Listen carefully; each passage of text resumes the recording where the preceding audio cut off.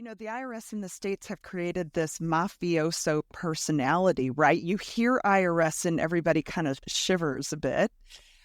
They've done that intentionally because they want to strike fear into compliance, right? They want you to be so scared of the what ifs and the potentials that you act willingly to prevent a problem from coming about. Once that train has already left the station, they're going to escalate the threat to you to try to inspire you to start addressing it before they need to start taking action.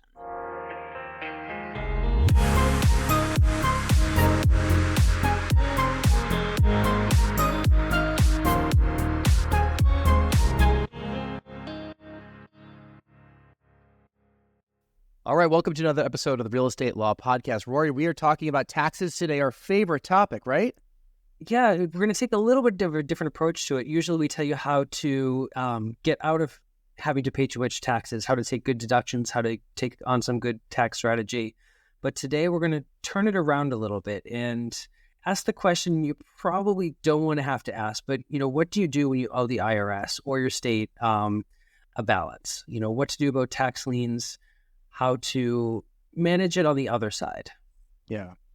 Our guest has been relentlessly representing clients before the IRS and state tax agencies for over 25 years. We were just talking off camera, and she said, I can get going on any of these topics right now. And I'm sure that when cocktail parties come up and we're talking about tax debt and issues related to your taxes on your income and your payroll and anything, you probably handled all of this stuff. We went all the way to Utah.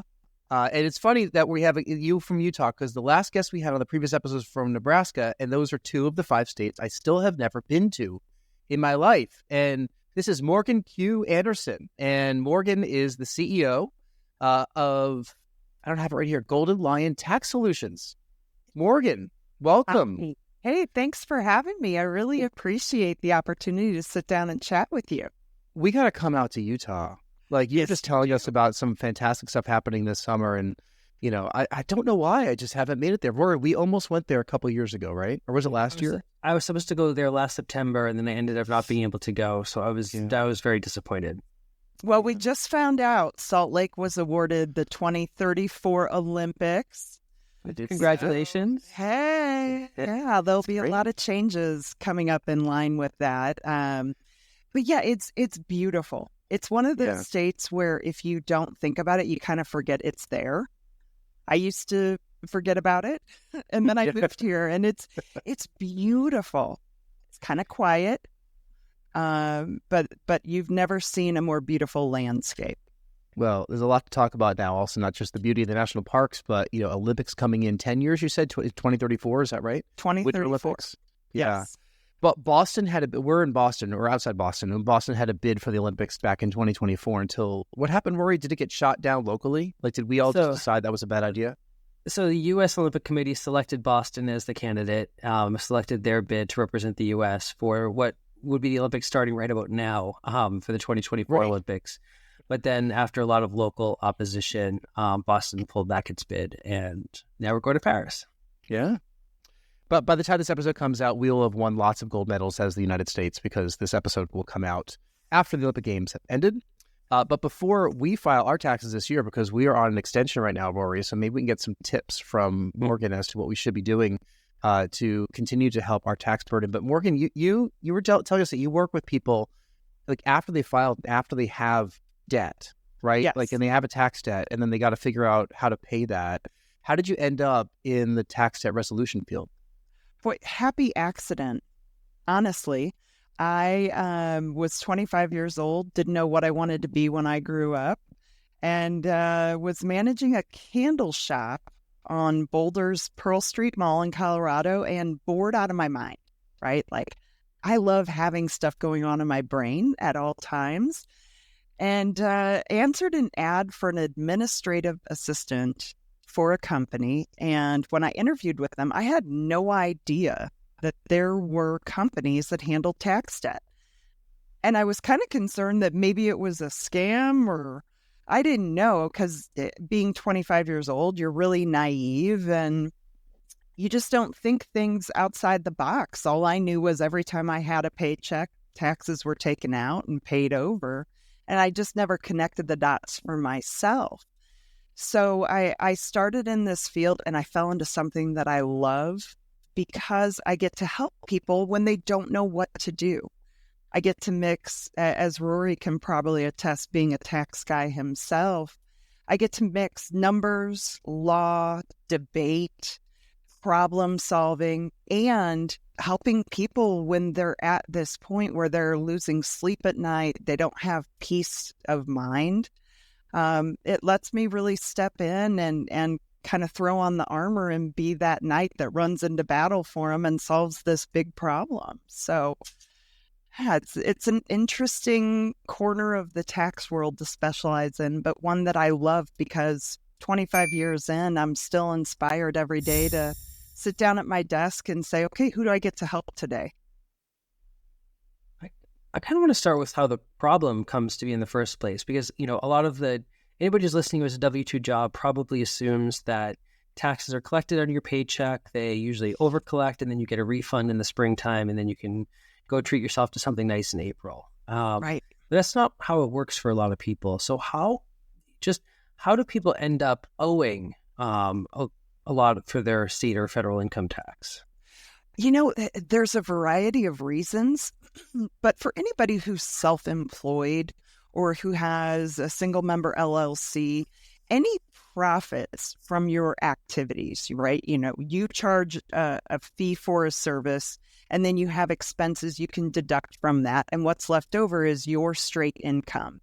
You have to pay taxes for yourself on that money. And for those who are self-employed, you're required to submit payments throughout the year in the form of estimated tax payments. And we all know there are times when your finances get behind. You were expecting to have some money come in and it didn't. And you've got to pay your mortgage. You've got to pay your car payment. And you say, okay, well, next quarter I'll catch up. I'm not going to pay the tax this quarter, but I'll do it next quarter. And then next quarter, something else happens. And then the next quarter, something else happens. And before you know it, you've missed several payments. You file your return and it shows you owe $20,000. And then you're still kind of behind for the next year's. And it's this runaway train that's really hard to jump back in front of and slow down and stop and start dealing with. For business owners, it's kind of the same thought, right? You have employees and you withhold taxes out of their pay and you hold it in trust to turn over to the government. Well, let's say you had a contract that fell through, you were counting on it.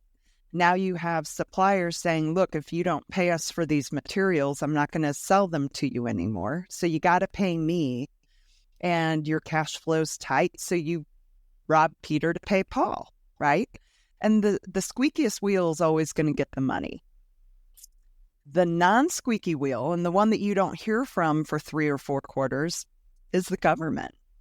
So that tax money ends up going into your operation money. And before you know it, you're a couple quarters behind and you could owe $50,000, $100,000 to the IRS or the state before you even realize it. Yeah, I could see how this becomes an issue for small business owners and single member LLCs, which is kind of what you're speaking with right now, right? I had a W-2 job up until a couple of years ago, and now I'm operating a couple single and more than single member LLCs. Rory has been an entrepreneur since he came out of law school and has run his own law firm and real estate brokerage. And a lot of people that we handle and deal with are real estate investors or they're real estate sales agents, and a lot of people aren't having that traditional W-2 job where all that money is withheld every single paycheck. And the good and bad with that, the good is that real estate investors are always looking for ways to, defer their taxes, right? To push it forward, kick the can, 1031 exchange, write everything off, depreciate it all. Like, we are all doing it, right? That's how you get ahead in real estate, and it's justified through the words, the tax code. W-2 employees don't necessarily have that luxury. You put down 0, 1, 2, 3, 4 dependents, whatever it is, and then you get a paycheck and all this stuff didn't even hit your bank account, right? So, right. But the former group, which is where we are right now, I look at what you're saying and I'm like, wow, I could see this happening very easily to us if we're not careful. Right. So who are the types of people who come to you for consultation when when a client's coming in or potential client's coming in? Like, who are they? They're everybody you can imagine. They're your next door neighbor, your aunt, your cousin, your coworker. I see clients from all walks of life. I had somebody call me this morning. She and her husband had a commercial contractor business in California. They did really well, and then COVID hit and the bottom fell out on them. And they have a $200,000 IRS debt, and she didn't know who to turn to. She heard me on a podcast and called me. You just never know. I mean, you said one of the reasons these debts can get so large is that for 11 months of the year, the government is not a squeaky wheel, and you're dealing with lots of other vendors and creditors. But I imagine at a certain point, they do start to speak up and get noisy. Could you tell us a little bit about what tax enforcement looks like, and what the impacts are to the tax debtors? Yeah, great question, Rory. So it typically starts with notices coming out from the computer system. The IRS and the state's computer system do a lot of matching within their internal records, and it takes them a while, and that's why you won't hear from them right away. We are now getting notices for clients where the IRS database has realized they didn't file employment tax returns, the quarterly 941s, for 2022. We're now halfway through 2024. They're just now hearing about it. So that's part of the problem. So once you start getting the notices, you could be a year or two down the road. And then you're like, oh, okay, I didn't handle it for a while. I kind of buried my head in the sand. I knew it was an issue, but they weren't saying anything. So I'm not bringing it up. I'm not calling them and saying, hey, guess what? I didn't file. What do I do? They're going to wait, right? And then once the IRS and the state realize that there is an issue, it starts with notices. And as time goes, the notices get more aggressive. And then finally, you're getting notices that say, look, we're going to intend to levy on this and file tax liens because you're not addressing it, or you haven't filed returns. We're going to go ahead and estimate returns on your behalf using the ones that you last filed. And by the way, we're not going to give you allowances for any credits or dependents if it's an individual. For businesses, we're going to decrease the amount of expenses we're going to allow you to claim. When you get around to it, maybe you'll file your tax return. If not, we're going to estimate you owe this money, and then we're going to start taking aggressive collection action to collect on what we think you owe.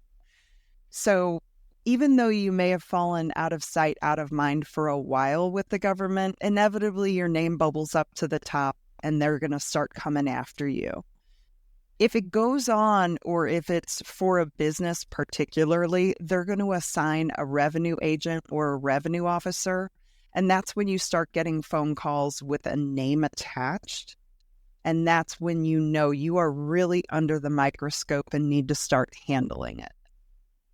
Now, what I hear in everything you said is that, there's a progression to it. It starts off kind of slow and grows bigger and bigger.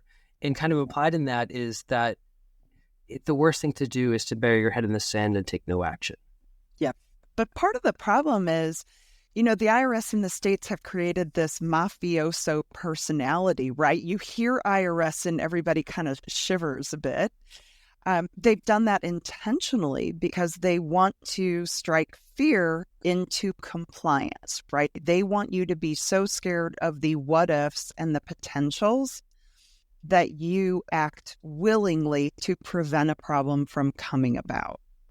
Once that train has already left the station, they're going to escalate the threat to you to try to inspire you to start addressing it before they need to start taking action. So it seems like the goal is to just not get on the list in the first place. It is, but things happen. Things happen. We all know you're looking at a big deal that's going to have a big paycheck for you at the end of it. So you start leveraging your moves accordingly, and then it falls apart and you're like, oh my gosh, I had no idea I would be where I am when I started down this path a year ago. We've had a lot of clients who have had medical problems that sidetrack them, right? If you are a one man at the top of a business and you've got 40 employees and you have a few managers, but you really do it all, you keep it close to the chest, and then you end up in the hospital for 3 months. And your team really doesn't know what to do in your absence, and they're just trying to kind of make things continue operating. You're going to walk out with some problems. It's those unexpected things in life and the inability to know if you're making a great financial move for you or for your business, and you kind of gamble. And if it doesn't come about, then what do you do?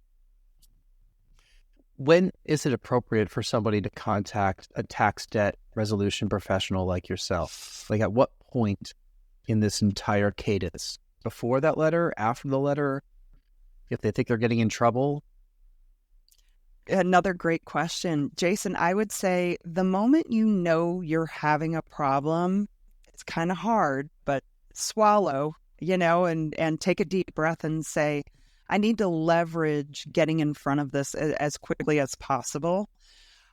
For an individual with income tax, I would say around a $30,000 liability issue, you should get a professional involved. If you haven't filed in several years and you know you're going to owe on them, get a professional involved as soon as you're ready to start addressing the debt. For a business, because with businesses, with payroll taxes, there's a way that the IRS in the states can pierce the corporate veil and hold somebody personally accountable for that debt, meaning it gets tied to your social security number, not just the business EIN.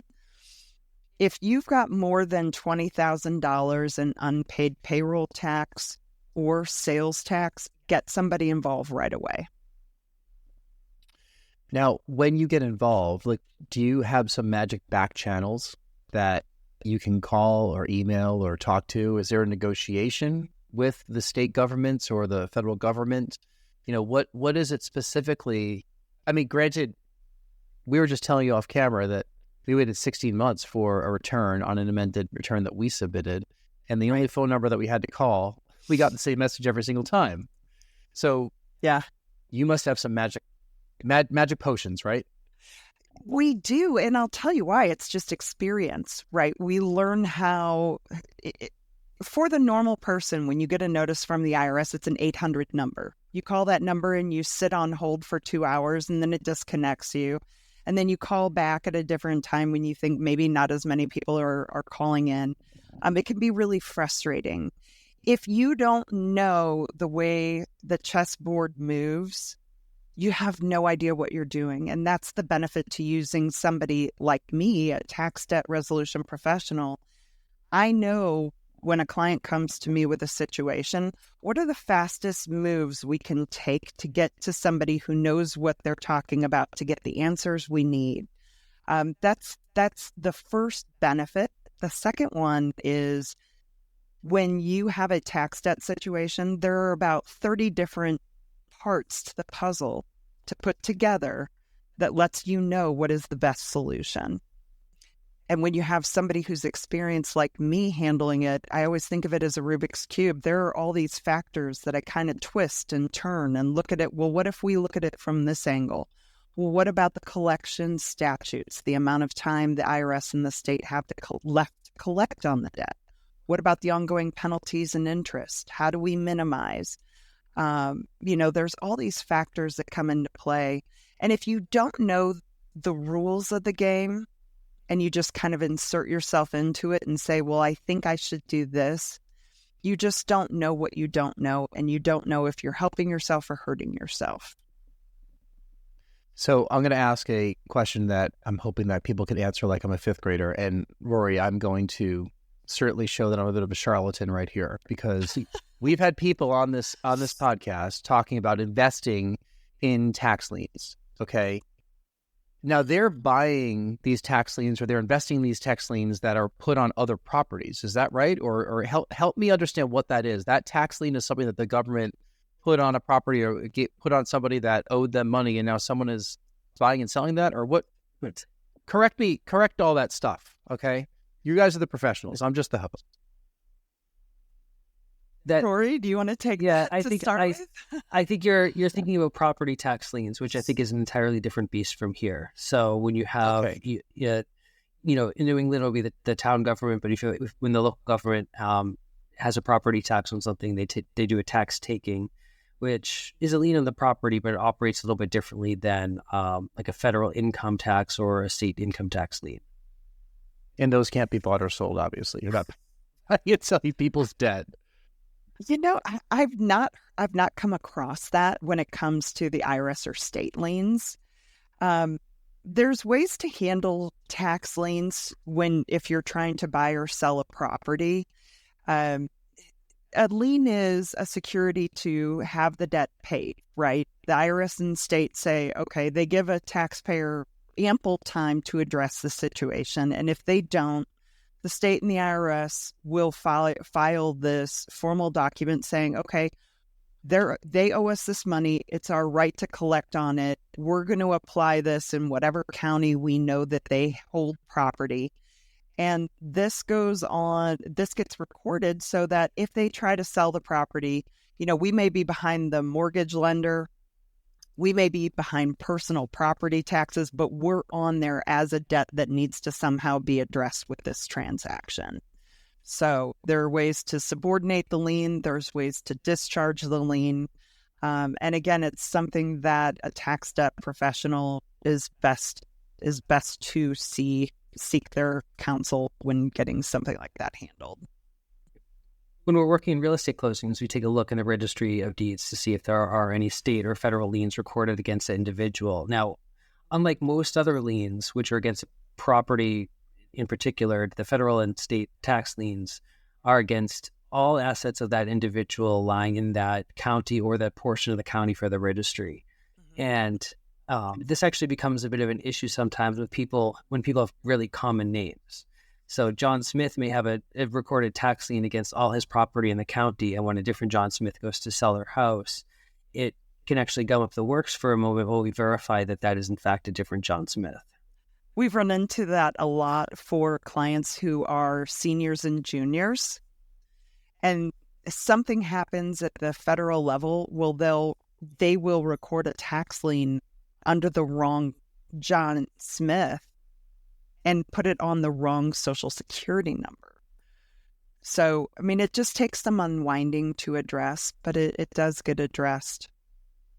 See, this is why there's smart people on this podcast. Like, I'll admit that I don't know what I don't know sometimes. So thank you for going into that, both of you experts. How are you using AI in your life these days or in your world? Is there any, I'm sure the government's using it to try to identify people in a smarter and better way, but is there a way that you are utilizing it in your profession? No. And I'll tell you why. Just there's a question of security. We deal with so much sensitive documentation and information, bank account records, Social Security numbers.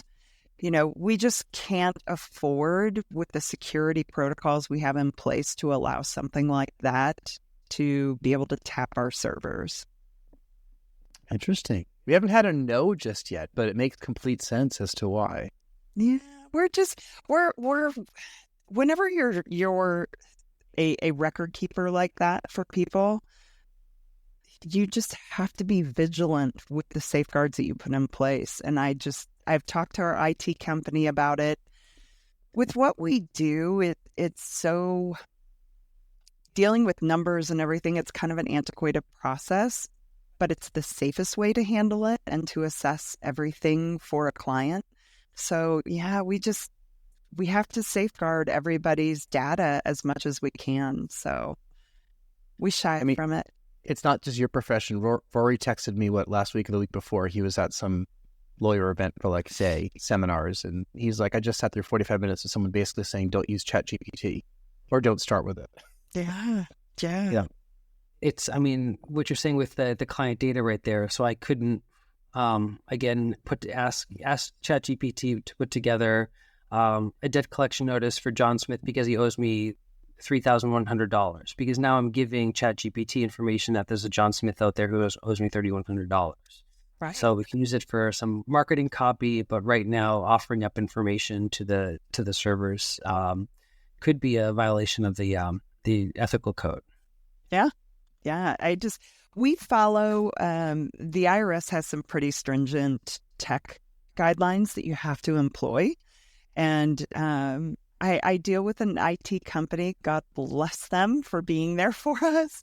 But we gave them this as the blueprint for what we can and can't do. And every time we come to them, they're like, nope, don't. I just, I want to keep everybody as safe as possible. So before we learn where people can get a hold of you with Golden Lion Tax Solutions, we're going to get through our final 3 questions we ask all of our guests. But I do have one additional question. Maybe you do reveal this or maybe you don't, Morgan, but the Q in your name, it's very curious. Do you ever say what it stands for? I do. I have no qualms with that. It's my grandmother's maiden name. All right. So it's Quante. Quante. Yeah, different, huh? Wow. Very different. Yeah, we have a daughter whose middle name is a Q. She's Quinn is the middle name. Oh, nice. So I saw the Q and I'm like, I don't see too many Qs. I was wondering if you were a Quinn also, but that's a better story. Close. Very close. Hey, Qs unite. Yeah. It's definitely. And before we hit to the final questions, I did just kind of want to get a little bit more into the resolution side of it. When you communicate with the IRS or the state agency, are you attempting to dispute, renegotiate, ask for forgiveness, get a lower balance, get a payment plan? Like, what's your end objective for the client when you're negotiating with the tax agencies? We employ all of those depending on the client's unique situation. So what drives the resolution type that we hone in on as what we're going to push for depends on the liability, how long it's been owed, the type of debt that's owed, and the client's financial condition. So you could owe $1 million to the IRS in unpaid taxes, but if you have no means to address it within the 10 years they have to collect on it, that opens other opportunities that are sanctioned by the federal government as a way to settle the debt. So it just depends. Every case is unique. It's those Rubik's Cube factors I was talking about, right? The puzzle pieces that come together to say, what is the best solution? Rory, thank you for asking that. I feel like we took everyone to the conclusion and I just kind of bailed on the final question, but that was good that you jumped in there with that. It was on my list too. And I'm like, how do I forget to ask, how do you resolve this stuff? But, we appreciate that response. So Morgan, we ask these questions of all the guests just to wrap the interview up and learn a little bit more about you as a person. First question, if you can get on stage for half an hour and talk about any subject in the world with no preparation, what would it be? Oh, boy. My nerdy answer is taxes. That's it. It's been my life for almost 25 years now, and helping people through dealing with their tax situation. Whether it's the person who's thinking about opening a business, the person who's been in business, the person who's trying to unwind, getting out of business, and dealing with all the tax situations from before opening through the end.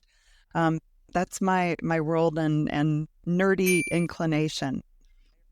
You must love the friends and family, hey, I got a quick question, Morgan, questions. And then it turns into, whatever it turns into.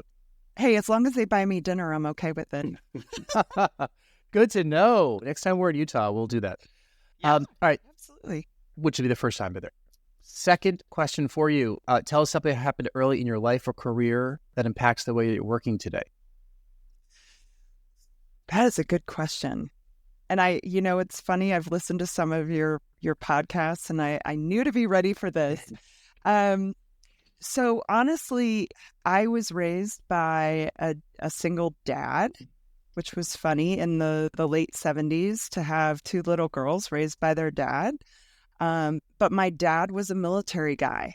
And I remember when we were kids, our tree got struck by lightning out in front of our house, and it was the middle of summer. And so the tree died and all the leaves came down. And my dad said, okay, come on, girls, we're going to go rake up all the leaves that blew into our neighbors' yards. And we were like, what? Why would we do that? Right? Dad, come on. You know, it's the summer. We're supposed to be playing on our bikes. But he really instilled a sense of personal responsibility through things like that he made us do as kids. And now I look back and I'm like, boy, I can't wait to do that to my kids. Yeah. Because those lessons really stick with you. Stuck with you. And now you know if you made a mess, your kids make a mess on someone else's yard to clean that up. Yeah, it just teaches you to think about others. Yeah.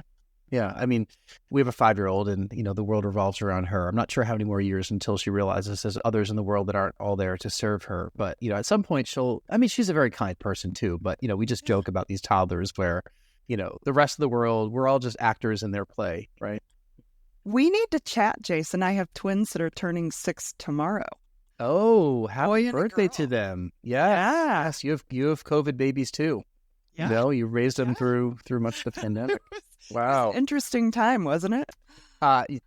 Interesting is the word I would use, or other words. We certainly did. There were a lot of things that we didn't think that we signed up for that happened. Yes, absolutely. Final question. Tell us something you're listening to or watching or reading these days. I just read a really interesting book called Verity. If you're into psychological thrillers, no, I deal with such serious stuff during the day with the work that I do that I've got a group of girlfriends. We always try to pick a book that we wouldn't be inclined to pick up at the bookshop, right? And this one was really interesting. If you like psychological thrillers, pick it up. It's Verity. Love book club. I miss book club. Yeah. Where we took a book for 5 minutes and then the rest is gabbing. All right. So where can people learn about Golden Lion Tax Solutions and your work, Morgan? What's the easiest way to get a hold of you? Website. Our website has even my email, my direct line on it. Social media. We're on LinkedIn, Facebook, and X. Never hesitate to reach out if you've got a tax debt question. If we're not the right answer for you, or if you're looking for guidance, still reach out to us. We're able to help with anything. I would tell you every week we have about 20 people that call us and like, oh my gosh, I've got this situation and I don't know what to do. And we say, easy peasy. Here's what you do. Here's who you call. Here's what you say. Don't pay somebody to handle this. You don't need it. But I'm telling you how to handle it and how to solve it. There's always a solution. You just need to reach out. And you're working across the country, right? Yes. Yes. Right. We are enrolled agents, so we are able to handle clients in all 50 states. All right. And unlike that, Rory can handle attorney clients in 2 states, in Massachusetts and New Hampshire, right? Yeah, but I'm happy to talk to you if you're in other parts of the country, but my direct services are just in Massachusetts and New Hampshire. You can connect with me there in my law practice, Urban Village Legal. That's urbanvillagelegal.com. And of course, on the brokerage side, you could refer out to any state. So, yeah, absolutely. And we accept guests from all states. We love it. We have guests from Canada on this. So if you're listening to this and you want to tell your story and have an interesting story to tell in the real estate investing, real estate law worlds, go to realestatepodcast.com and fill out our form, and we'll have a look at it and see if we can get you scheduled. If you've enjoyed this episode, we love 5-star reviews. We love your comments. And if you can give us a thumbs up on YouTube, if that's where you're watching it, we would appreciate that. Morgan, thank you so much for being a guest on our podcast. You've really enlightened us in a world that we don't really know all that much about. And I don't care to know too much about taxes, but now I know who to contact if I ever get into any trouble. Absolutely. It's been a pleasure. Rory, Jason, thank you so much. It's been great chatting with you today. Thank you, Morgan. And thank you for listening. We appreciate it. Have a good one. We'll see you next time.